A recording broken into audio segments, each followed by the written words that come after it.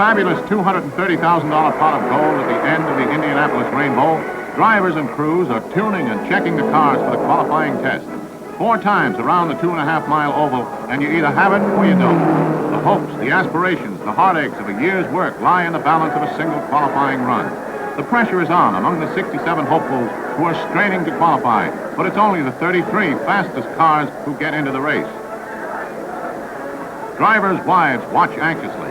Fingers are crossed. Drivers are pushing cars to the limit of mechanical and human endurance. Time is running out as crews check and recheck motors for that extra mile per hour.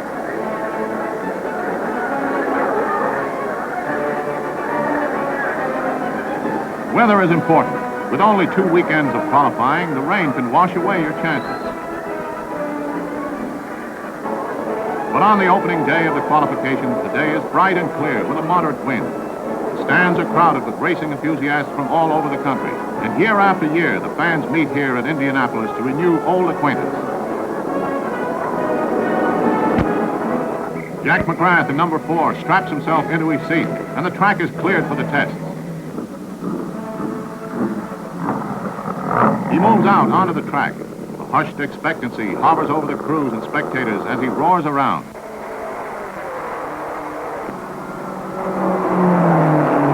And Jack McGrath qualifies at better than 136.5 miles an hour. Almost a new record. The lid is off.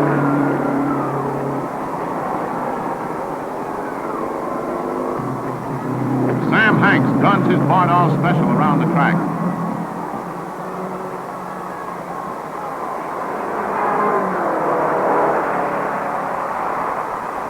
Hank's crew checks his time, and he qualifies at better than 135 miles per hour. Thin man Sam rolls onto the apron to get a jubilant welcome.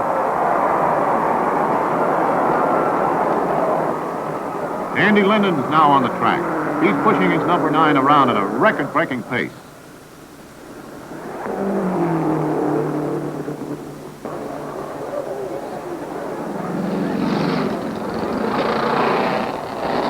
And he does it. Set a new 10-mile qualifying speed of 137 miles an hour. What's a family for if not to share your happiness? Roy Ruttman moves out to take the test. He's the sprint champion of the West half-mile tracks. 22 years old and a family man, too, with 3 fine children. Ruttman qualifies.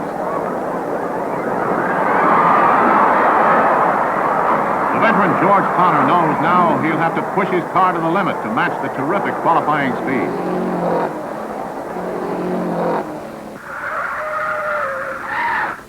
Connor's in trouble. Something let go and his rear wheels locked. Here he is at the end of a 700-foot skid. Look at those skid marks.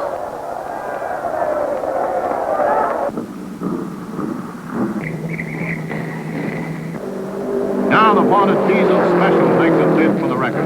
Flying Freddie Agabashian sets a new single-lap record of 139 miles per hour and pounds around the 4 laps to break the qualifying mark at 138 miles per hour.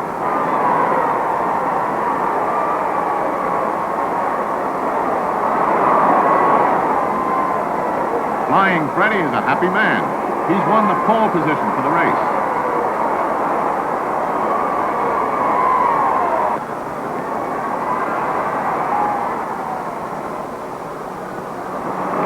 The record again as Bill Vukovich does 138.2 miles an hour. Sonny, you can clap for me, too.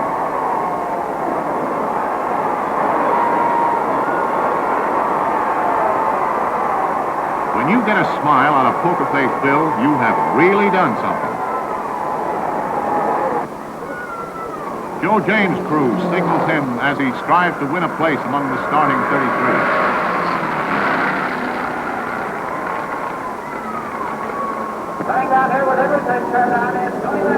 James qualifies.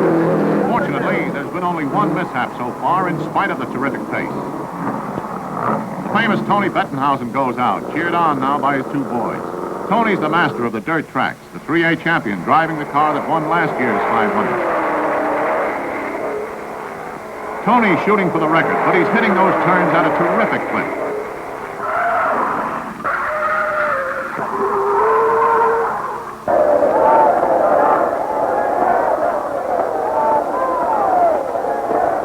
car is out of the race, but Tony's merely suffered a bruised arm. Manny Ayulo's wife watches tensely as Manny makes his bid in number 8.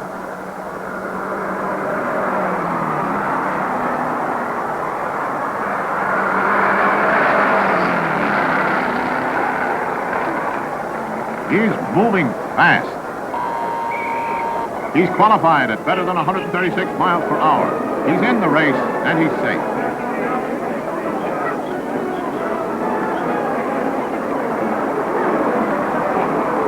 Manny Ayulo is pretty happy, too. He's right over here, Manny. Your fingers still crossed.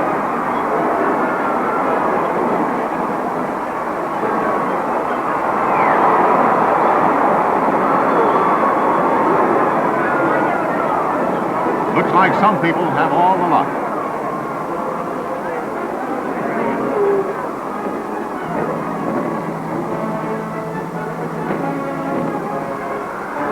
Bettenhausen, dubbed Hard Luck Tony, is out for a second qualification attempt.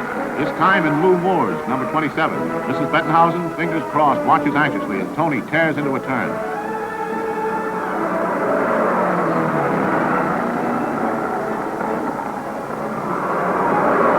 Tony qualifies. Mrs. Bettenhausen is all smiles now.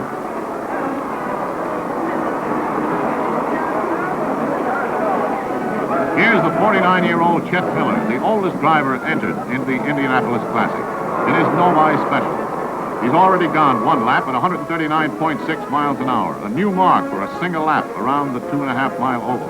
Now he's out to break the 10-mile qualifying record set by Vukovic. Chet Miller does it. The record has been broken for the 4th time at the average speed of 139.034 miles an hour. And Mrs. Miller, fingers still crossed, is the happiest wife of all. This has been the fastest qualifying session in Indianapolis history. But there's one thing these drivers won't worry about. That's tires. Again this year, every car in the race will roll on Firestones. These daring drivers know tires, and they all buy Firestone tires for their fast, expensive race cars. They won't take chances on anything else.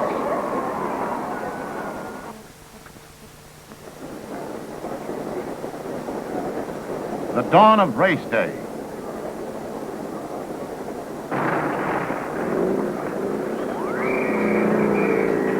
This is the day that brings 200,000 of the faithful to this auto mecca. They've waited and waited, some as long as 2 days, with lines outside the gates 4 and 5 miles long. Now at 5 a.m. in the dawn's early light, they pour into the infield of the race oval, intent on finding the best vantage points for watching this biggest spectacle in American sport. If you don't happen to have a grandstand seat here, well, you build your own.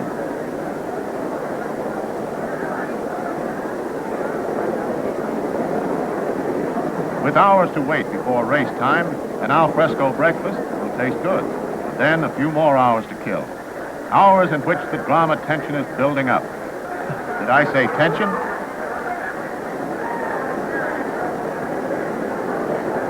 On the track, activity starts early. This is the preliminary work that builds into tense expectation. Cars and crews in the final stages of preparation. 1,001 important details. As the cars roll onto the track, tires are again checked by the Firestone tire engineers. Tires, you can well imagine, are all important. Nothing is left to chance. Pressures must be exact. Everything as perfect as human ingenuity can make it.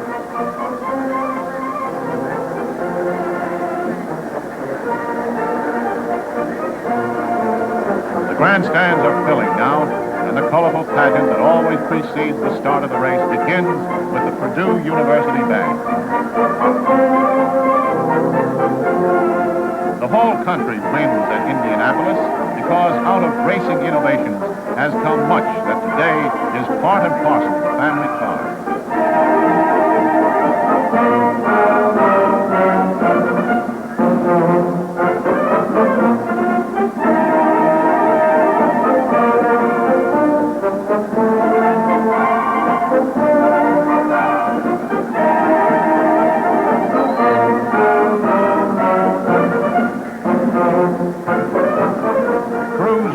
On the sidelines.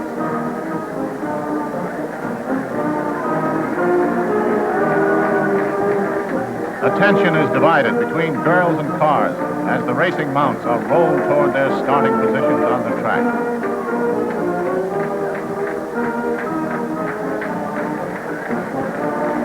Wilbur Shaw says good luck to Duke Nayland as the drivers make their last-minute preparations.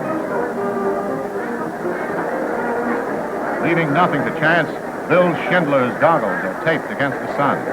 Now they're in line to start.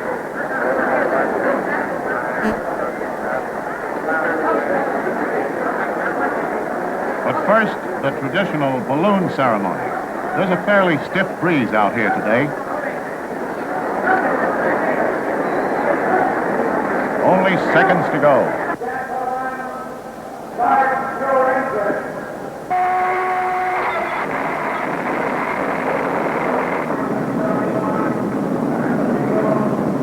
And the pace lap begins. Once around the track to form into position, and the race will be on.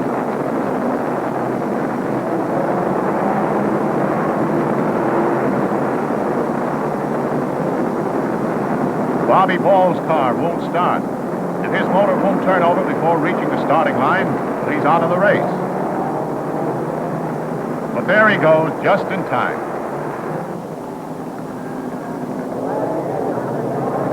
Here they come, 11 rows of 3 in perfect precision.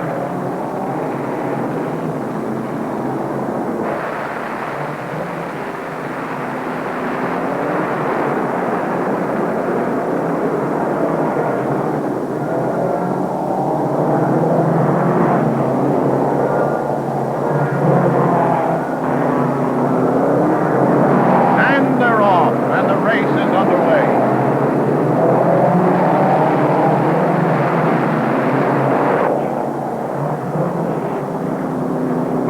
Takes the lead. The diesel falls back from first to fifth.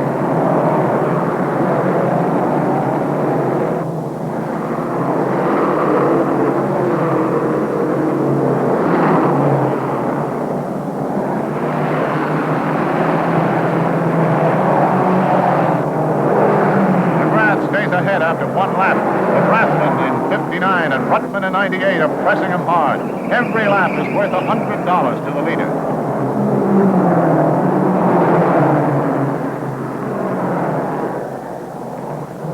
Ruttman, the 98, moves into the second slot. Vukovic in number 26, coming up fast.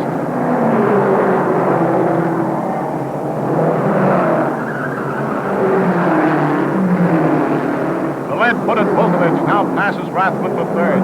He started 8th, remember? McGrath, the number 4, sets a 4-lap record of almost 131.5 miles an hour.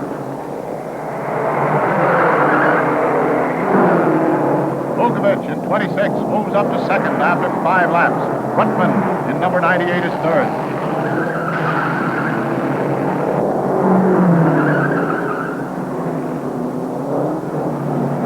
Vukovic about to overtake McGrath, and he takes the lead on the 7th lap. The 33-year-old California, the Fresno Flash, driving hard all the way. Ruttman in 98 passes McGrath, number 4, to move into second place again. Pouring it on out in front, Vukovic in 26 begins overtaking the tail end of the field. He sets a new 10-lap, 25-mile record average of better than 132.5 miles an hour. The diesel has fallen back. He's now in 6th place.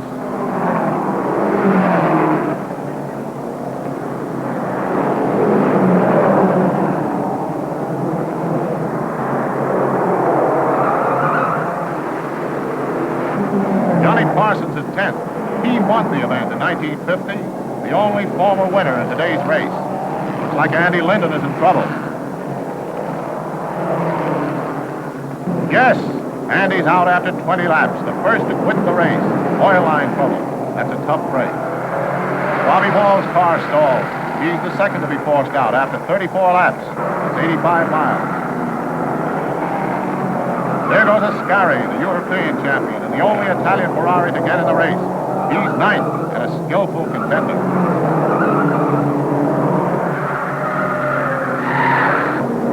But the Ferrari spins, a frozen wheel bearing, knocking a rear wheel.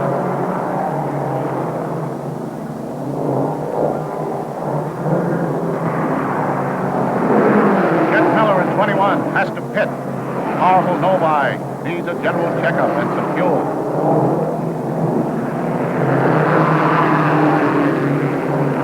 Mascari tries to smile to hide his bitter disappointment.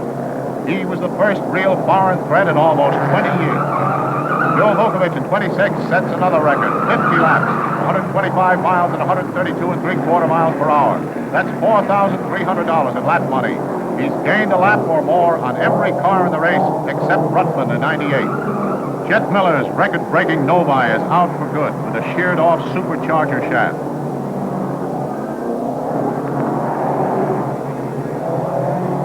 Sam Hanks in the Bardal Special is now third, and he's crowding Rutman in second place.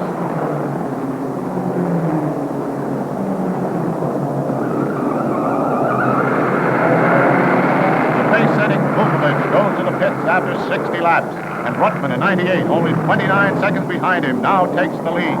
But there goes Vukovich. He's now 55 seconds behind Rutman. He's really rolling.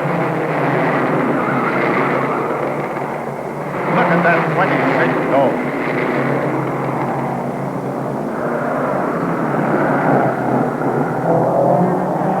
The diesel's out of the race. An air feed to the turbo supercharger clogged by dirt. It's better to quit than to risk fire in the exhaust gases that might blow up car and driver. Rutman, the 98, still in the lead, averaging 131 miles an hour. On the turns, tremendous speeds and powerful side thrusts tend to tear the tire apart. These tires must hold, and they do, thanks to the genius of Firestone tire engineers. Rutman has to go to the pit on his 82nd lap, with Vukovich only 44 seconds behind and moving up fast. And Vukovich again roars into the lead. Rutman's car is on fire. Hot exhaust has ignited spilling fuel, but Rutman stays in his seat.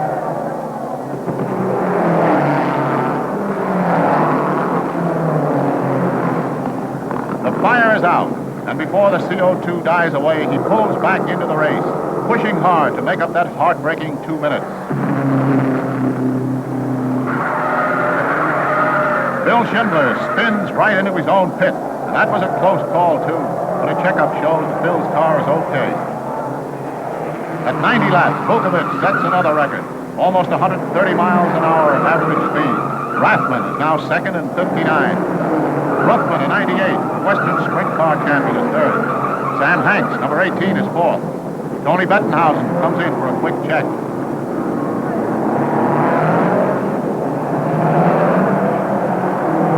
Tony is ready to go again. Look out! Tony's car stalls as Henry Banks pulls in ahead of him.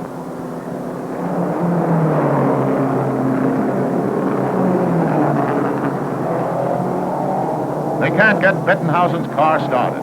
He's out of the race. Tough break. Now Johnny Parsons, number 5, is making life miserable for Sam Hanks, number 18, in fourth place. Not for long as Parsons finds himself dragging.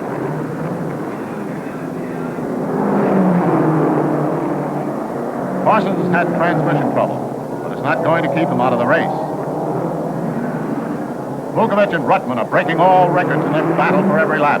Some of these cars hit 165 to 175 miles an hour on the straightaways. At this lightning pace, heat buildup in the tires is terrific. No wonder they say that 500 miles on the speedway equals 50,000 miles on the highway. Vukovich makes another pit stop, and Rutman in 98 takes the lead on 135th lap, while Vukovich loses a precious 2 minutes in the pit.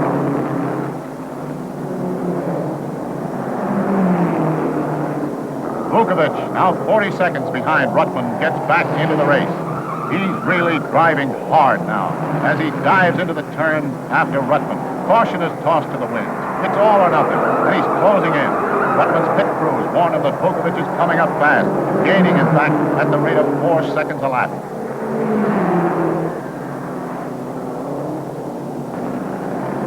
So the 22-year-old Rutman is pouring it on, too. A few moments later, he's forced into the pits.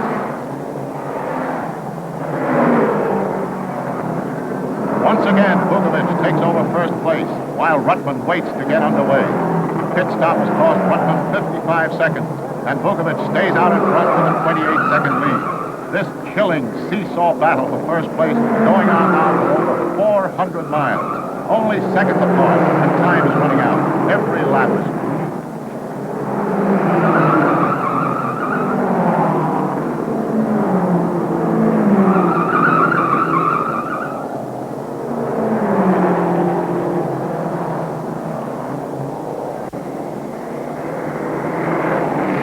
Vukovic pouring it on. Rutman loses ground and is warned by his crew. 9 laps to go. Rutman gives it all he's got and cuts the lead from 35 to 25 seconds. Vukovic has to maintain the terrific pace to stay ahead.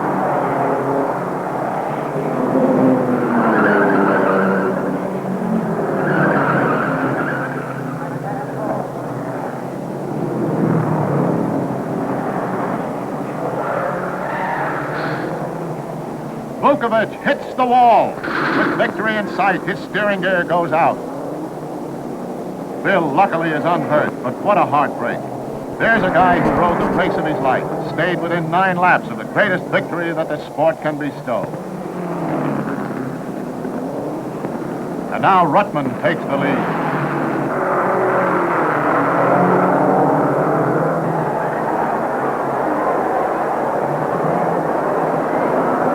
What's happened to Vukovic? The crowd's looking for Vukovic, but all they see is Rutman driving hard and home, out in front. The yellow caution flag signals the mishap. Vukovic and his 26 are a sorry sight as Rutman and the rest of the field pass the wreck. The green flag is out again, and the race resumes at top speed. The crowd wonders, can Rutman hold this terrific pace? Rutman gets the white flag, only 1 lap to go. Jim Rathman is now running second. Sam Hanks in the Bardolph Special is in third, and Wayne Carter, number 1, is fourth. And there's the checkered flag and victory for Troy Rutman. 500 miles at a record average speed of 128.922 miles an hour.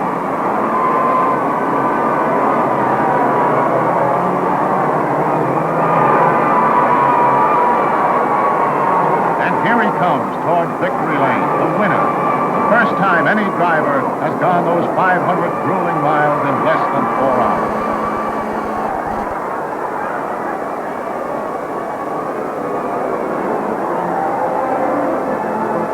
Troy gets a refreshing drink with 3-time winner Wilbur Shaw's Victory Cup, while movie actress Arlene Dahl stands by. Troy's winnings, $61,743. But right now, Troy collects victory kisses from his wife and mother while the newsreel cameras grind. And to the Vice President of Firestone Research and Development, Ray Firestone, Troy gives heartfelt thanks for the performance of his tires. 500 blistering miles without tire trouble of any kind. The 29th consecutive winner to ride to victory at Indianapolis on Firestone. No doubt that Firestone tires are safety proved on the speedway for your protection on the highway.